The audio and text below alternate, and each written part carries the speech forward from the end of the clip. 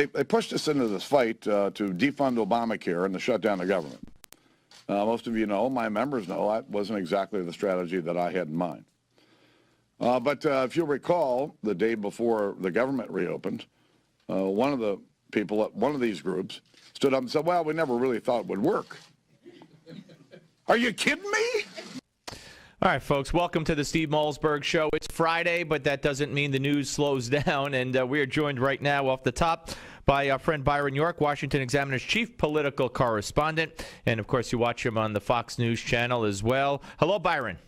Hi, Steve. Good to be here. Thank you very much. Merry Christmas and Happy New Year and all that.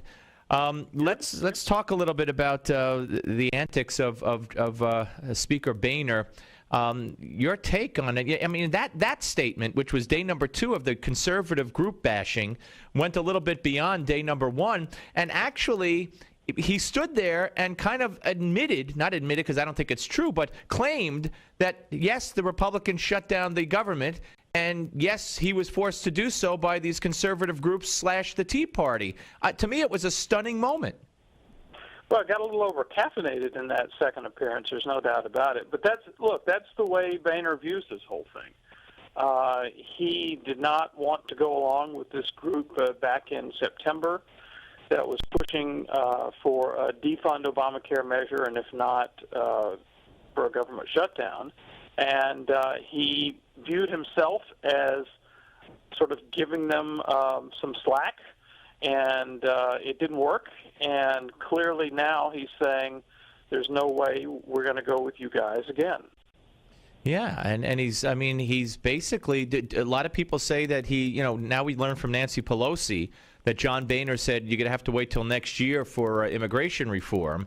But a lot of people think that this is it. This is the break. I mean, he's now setting the stage where, conservative groups be darned and Tea Partiers be darned. He's going to do it his way, and this means more, compromise, whatever you want to call it, with the Democrats, and we could look for significant immigration changes next year. Well, you have to remember, this approach got Boehner 169 Republican votes, and there were 62 votes against it. So it appears to be, just in this vote that we just had about this budget measure, it appears to be pretty much what the Republican caucus in the House wanted.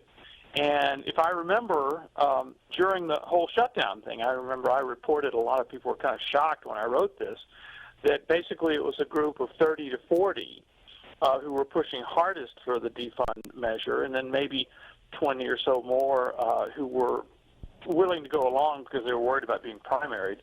But basically there were 160, maybe 170 Republicans who would have been happy to vote for a clean continuing resolution and just avoid that whole shutdown fight altogether. You've got to understand, I mean, the Republicans are fundamentally divided inside the House right now, so you're going to have fights like this. Well, but they seem to be united in the Senate, which to me is kind of bizarre. But from what I'm reading, and you know better than I, they may not get on this budget deal not one Republican vote for it, correct? Yeah, that's entirely true, because my sense is if it wouldn't pass without some Republican votes, some of them would vote for it. But since it can pass with Democratic votes alone, they won't vote for it. Still, we may get somebody to vote for it. I don't know. But my sense is Republicans are satisfied enough to let this become law, but they don't want to vote for it. All right, let's move on to a piece that you wrote about, and I'm very glad you addressed this today at the Washington Examiner, at WashingtonExaminer.com, Byron, and that is the Republicans quietly building an Obamacare alternative. And you write about, among other things, the H.R. 3121, the American Health Care Reform Act. I have long been of the opinion that they need to stop the screams from the left in the media and the elected officials who constantly throw up and say, hey, shut up, you have no alternative, you want to go back to the way it was, and my son will lose his health care coverage under my plan, there'll be pre-existing condition, people won't be able to get insurance, blah, blah, blah, blah, blah. And you address that here, and you say that there is a majority, again, of Republicans in the House that have signed on to this H.R. 3121. Yeah, a much smaller majority, but yes, a majority. You're right. I mean, we've heard Democrats say this all the time. Look, Republicans don't have any plan. They just want to go back to the status quo. There's no reason you should listen to them. Now, part of the reason they're saying this is to try to distract attention away from this disaster, the rolling rollout of Obamacare. But still, you think to yourself, well, why haven't Republicans united behind a health care plan? They have come up with a lot of plans. There were a lot of bills written when Obamacare was being debated, when it was passed, after it was passed. It's not like there aren't Republican plans, but they've never united behind one. And so what we see going now, there's a group called the Republican Study Committee, a House Republican group. They put together a bill, and it basically contains the basic Republican health care prescriptions, that is, buying insurance across state lines, high-risk pools for people with pre-existing conditions, medical malpractice reform, things like that. It puts them together. It repeals Obamacare, and it's a bill that most Republicans probably could support. There's 117 co-sponsors of it right now. That's a bare majority of the Republicans in the House. And the thing is, Democrats have already scoffed at this. They said, oh, that's the same old, nothing new there. But the thing is, the health care debate has changed because of the ongoing failures of Obamacare.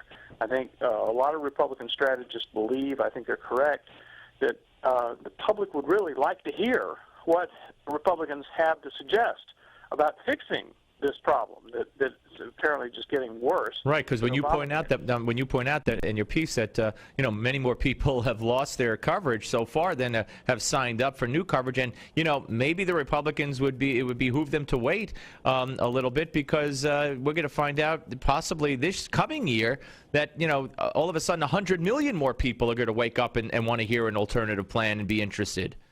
Yeah, we could have really just a stunning situation come January, which is there could be more people who have lost their health coverage under Obamacare than have gained it. Now, that was completely defeating the purpose of the Affordable Care Act. It would be a stunning failure, and it seems to me Republicans have to be able to say, look, this is not working, and it's going to get worse. Here's what we ought to do. And so far, they have not, again, united behind that single plan.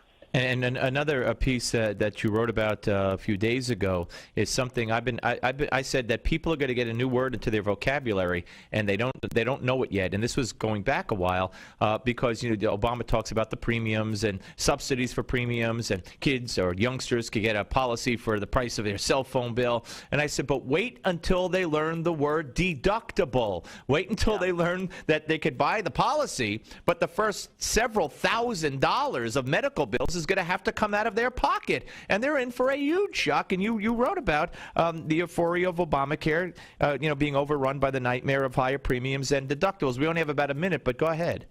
No, this is really huge. We've heard a lot about premiums going up under new Obamacare policies. That's true, but those deductibles are really huge. The average deductible in 2013 in the individual market, this is not people who get their health care through their work, but individual market, $2,500. Average deductible in under Obamacare in 2014, $5,000. It's doubled. A lot of people have $6,000 deductibles. A lot of couples or families have $12,000 deductibles. The bottom line is, one more thing, if you've got a $10,000 deductible and you don't have a big health crisis, you are just paying for all of your own health care for any given year. Yeah, it is incredible. And Byron, thanks for coming on. Thanks for writing about it. Again, have a Merry Christmas, and we look forward to talking to you next year, sir. Thank you, Steve. Thank you. Byron York, Washington Examiner, chief political correspondent. Here on Dr. David Samadi will be here to talk about the flu and many other issues and staying healthy, all that and much, much, much more on the Steve Malzberg Show, Friday, Newsmax TV and radio.